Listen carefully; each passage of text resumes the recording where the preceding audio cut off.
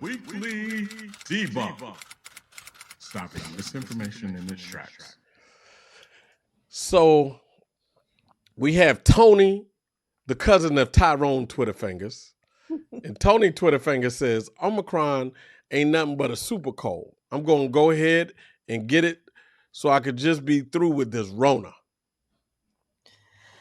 Tony, I don't know about that. Excuse me, Dr. Mill, is that true? Well, I have heard people say they're going to do this strategy because it does appear that Omicron is milder for both vaccinated and unvaccinated individuals. However, I don't think it's a good strategy. And here are the top 4 reasons why I don't think it's a good idea. Number 4, if you get it, you still are going to spread it to other person. Each person spreads Omicron on average to 4 to 5 other people. So when you get it, you're probably not going to be getting it by yourself. You're going to be passing it on to others. Number 3,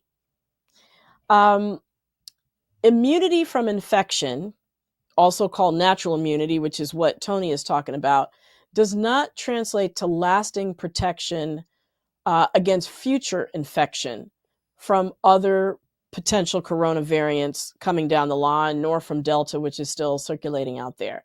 We know that if you had Delta, you're still susceptible to getting Omicron. So it's not necessarily going to allow you to be free from the Rona, by the way.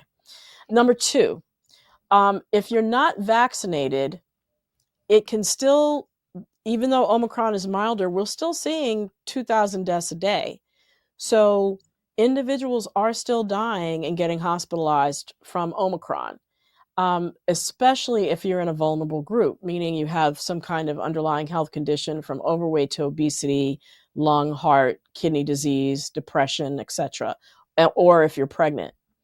And then the number 1 reason, we still do not know the rate at which Omicron causes long COVID.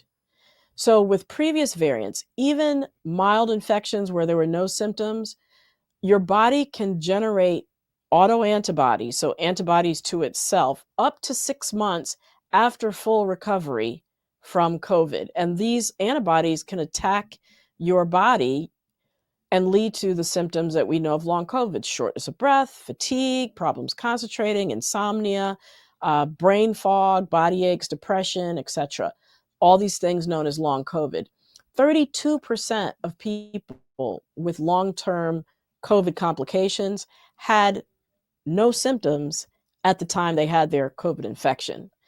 We know that vaccination diminishes the rate of long COVID. We don't know what the statistics will be with Omicron and long COVID. So for that reason, if you can avoid it, don't purposely go out and get Omicron.